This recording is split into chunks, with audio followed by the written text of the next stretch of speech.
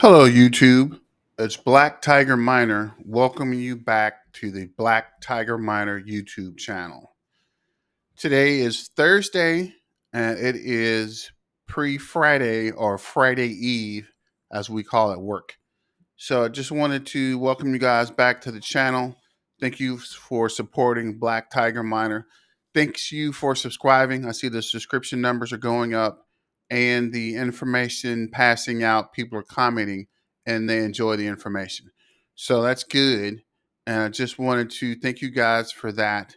And since it's Friday or Thursday, Friday Eve, sorry guys, remember Kaspa, Kaspa, Kaspa.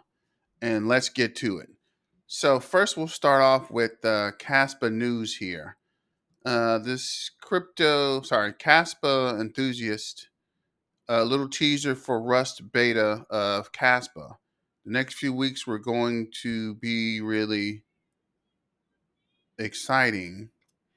This shy in the update, we said we're create 4 BPS testnet, but discussing the possibility of skipping 4 BPS, which is blocks per second, and we're going straight to 8 BPS, which is blocks per second.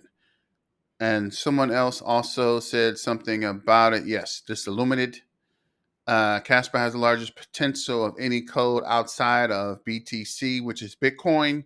Ethereum can't scale, neither can Bitcoin.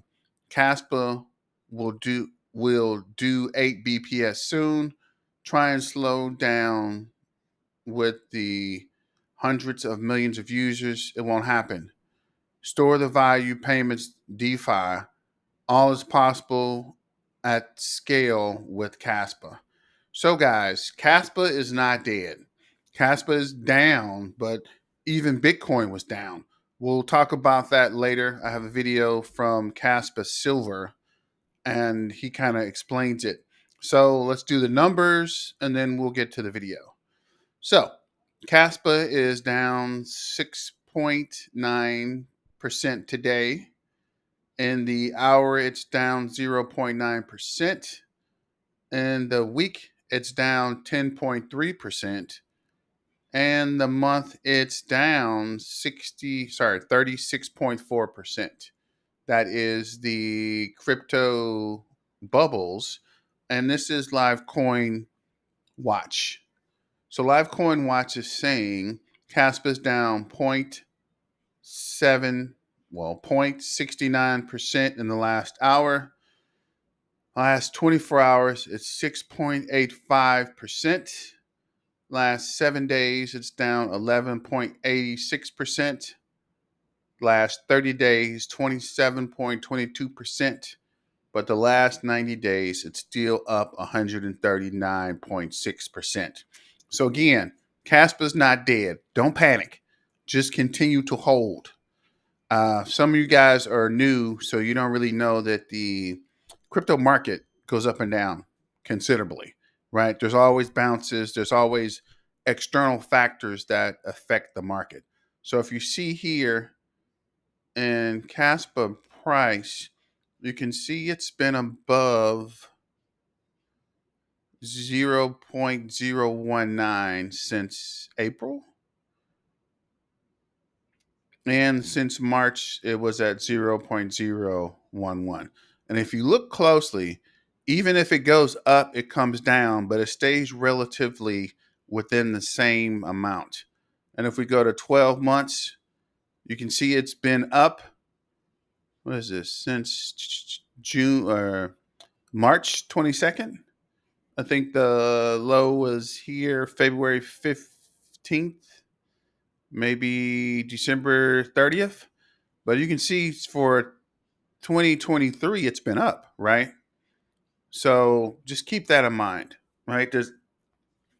Sorry, my nose itching. Yeah, so there's a lot of cryptocurrencies, right? And not all of them hold the market share or the value pretty consistent. Casper has been down, but it's been pretty consistent.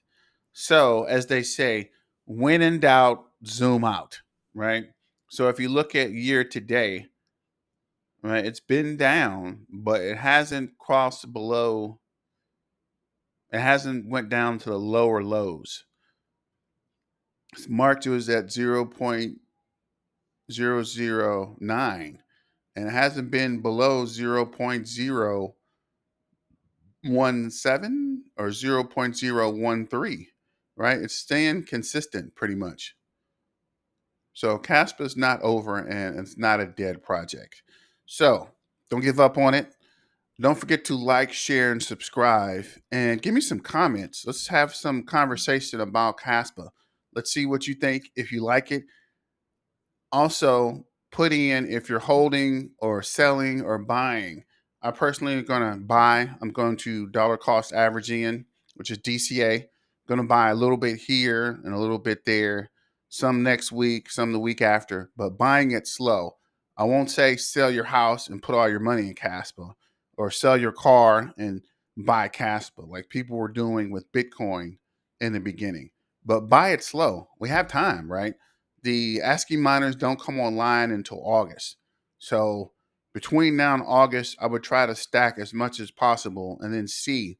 Even when the ASCII miners come online, I don't think it's going to have a negative impact on the currency. I think it's going to continue to go up. It might go up slowly, but I don't see any indications of it's going to tank. There's a lot of people out here talking about it's going to tank, it's done, it's over. But again, they said the same thing about Bitcoin. And now look at Bitcoin. So, as people say, Kaspa is the perfect silver to Bitcoin. It's built on the same code base by some of the same developers. So, if Bitcoin has stand the test of time, I'm sure Casper will as well. Kaspa, sorry. I'm just looking at the Twitter page. This is Kaspa's page. Here's something. 30 minutes ago. Language should never be a barrier to innovation. That's why we're translating Kaspa, the Kaspa mobile wallet, to ensure people around the world can benefit from Kaspa, breaking down language barriers and open up new possibilities.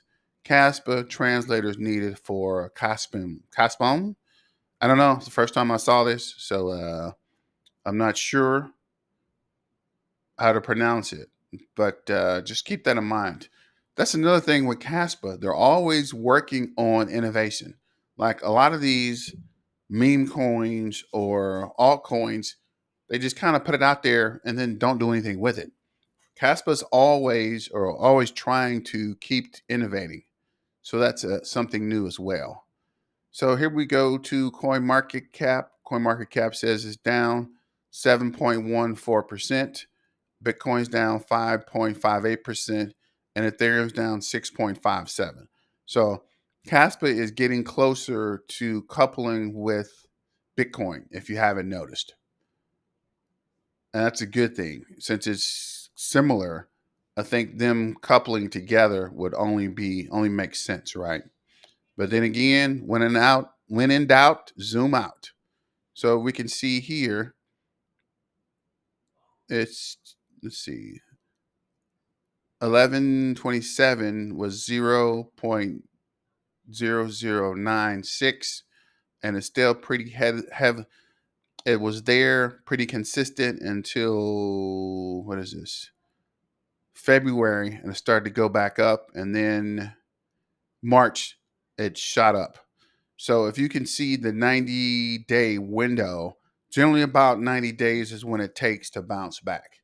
So let's kick to some videos and then For you we'll come guys back in a because second. this is long term in my opinion. Here's some more perspective. Remember, So as from the previous pump that Kaspa had, it took 93 days for it to recover that price.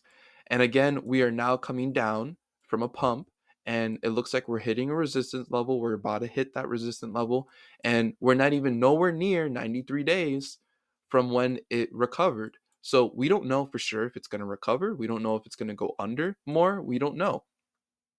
But just based off of like the levels here, it looks like there's a resistance at this 0.018, and then after that we have a lot more resistance in this 1.4 to 1.6 area.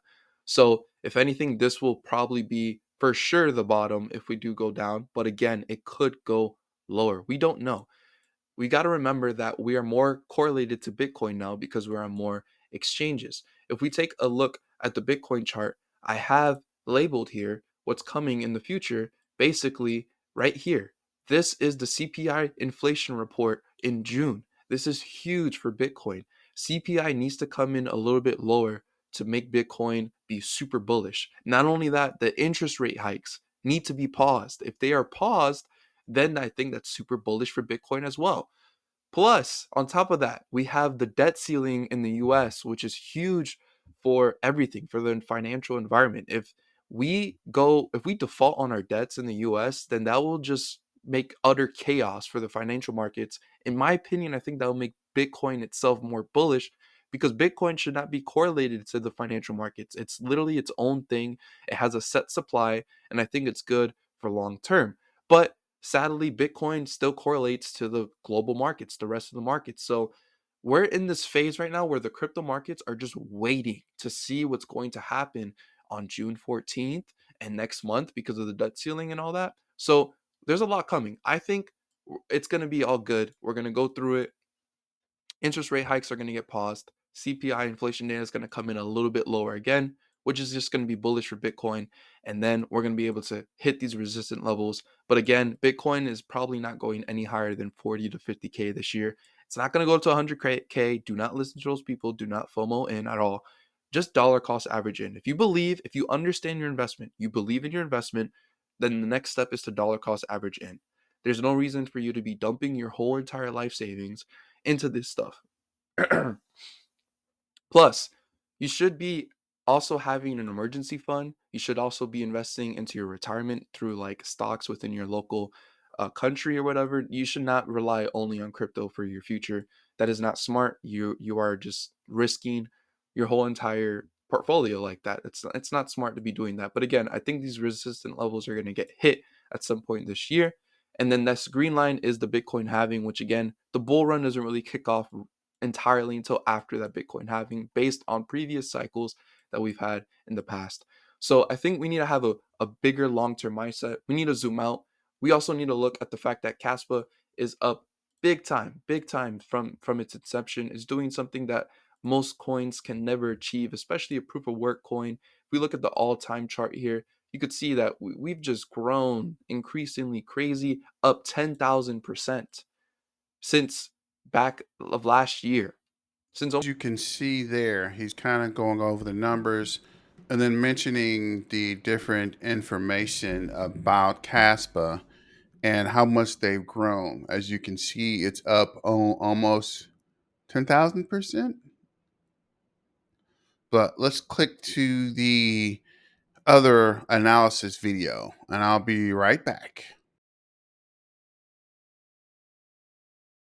Should I hold it or sell it? I honestly never thought it would come to this, but the miner that I am, I think I'm still going to hold it, but it could be a mistake. I mean, at this point, it would make no sense to sell it now because it's took a pretty decent sized dip. Now, as far as GPU mining, Kaspa, that's pretty much dead now. Maybe if you go solo, you'll have some pretty decent luck, but yeah, really on GPUs, Kaspa is dead. It's pretty much going to be an ASIC coin now. Now, let's say all these ASIC miners hold Kaspa and they decide not to sell one penny. Kaspa price may continue to rise and GPUs may be able to pull it out and we can share the coin with ASICs, but at this point we have no chance. You know, we're looking at terahashes versus gigahashes, and the watts are insanely efficient on the ASICs, and that's simply why they're just outdoing GPUs, and they will continue to do so. I'm curious down below. Let me know your thoughts on Kaspa, and if you're going That is to my continue. question as well. Are you going to continue to hold Caspa or are you going to dump it? Remember, Caspa, Caspa, Caspa. And we'll see pretty soon what's going on with Caspa, if it'll be able to bounce back or when it bounces back. And I did have another video. I'll create another YouTube for that. I thought that this was the price prediction video, but I picked the wrong video up. But he did have some interesting points about the Caspa GPU mining versus the ASCII mining. I suspect, as he says, by the time the ASCII miners come online, most of the most of the coins will already be GPU mined. So let me know your thoughts and what do you think and your opinion about Kaspa. And if you're holding Kaspa, if you're selling Kaspa, or if you're buying Kaspa. This is Black Tiger Miner getting back to you guys on the Friday Eve, which is Thursday. Don't forget to like, share, and subscribe the video and comment. Let's get some comments. Remember, Kaspa, Kaspa, Kaspa. And let's get back to the money, guys.